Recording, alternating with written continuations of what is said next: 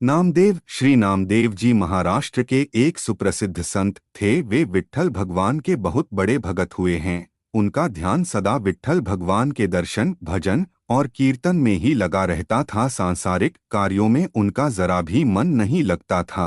वे एकादशी व्रत के प्रति पूर्ण निष्ठावान थे। वे उस दिन जल भी नहीं पीते थे। एकादशी की संपूर्ण रात्रि को हरिनाम संकीर्तन करते थे। एकादशी को वे न अन्न खाते और न किसी को खिलाते। एक दिन एकादशी की रात्रि को वे हरिनाम संकीर्तन कर रहे थे। उनके साथ अनेकानेक भक्त भी संकीर्तन कर रहे थे। उनके साथ अनेकानेक भक्त भी संकीर्तन कर रहे थे। अचानक एक क्षीणकाय, हड्डियों का ढांचा मात्र एक वृद्ध ब्राह्मण उनके द्वार पर आया और बोला, मैं अत्यंत भूखा हूँ, मुझे भोजन कराओ, अन्यथा मैं भूख के मारे मर जाऊंगा। श्री नामदेव जी बोले, मैं एकादशी को न अन्न खाता हूँ और न अन्न किसी और को खिलाता हूँ।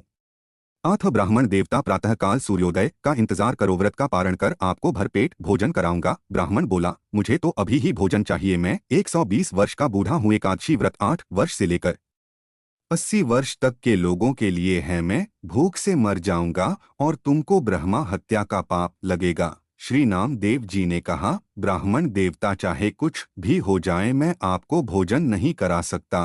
कृपया आप सुबह तक प्रतीक्षा करें। श्री नामदेव जी के ऐसे व्यवहार के प्रति अन्य ग्रामवासियों ने नामदेव जी को निष्ठुर कहा और ब्राह्मण को भोजन देना चाहा, परंतु ब्राह्मण ने भोजन लेने से इनकार कर दिया और कहा, यदि मैं भोजन ग्रहण करूंगा तो सिर्फ और सिर्फ नामदेव से ही करूंगा। श्री नामदेव जी ने जब ब्राह्मण को भोजन न दिया तो कुछ ही समय में उसके प्राण पखेरु उड़ गए।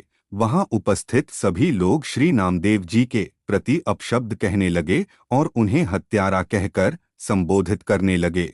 श्री नामदेव जी कुछ न बोले, पूर्ववत विट्ठल भगवान के भजन और कीर्तन में ही लगे रहे तथा एक पल के लिए उठे और मृतक शरीर को ढक कर रख दिया व मृत देह के समक्ष नाम संकीर्तन करते रहे।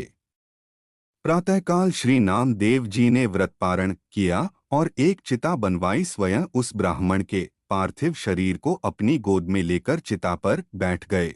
चिता को प्रज्वलित किया गया। जब आग की लपटें श्री नामदेव जी तक पहुंचने ही वाली थी तो अचानक वह ब्राह्मण उठा और श्री नामदेव जी को उठाकर चिता से बाहर कूद पड़ा। जब तक नामदेव जी कुछ समझ पाते वह बूढ़ा अंतर्धान हो गया। स्वयं विट्ठल भगवान ही उनकी परीक्षा लेने आए थे।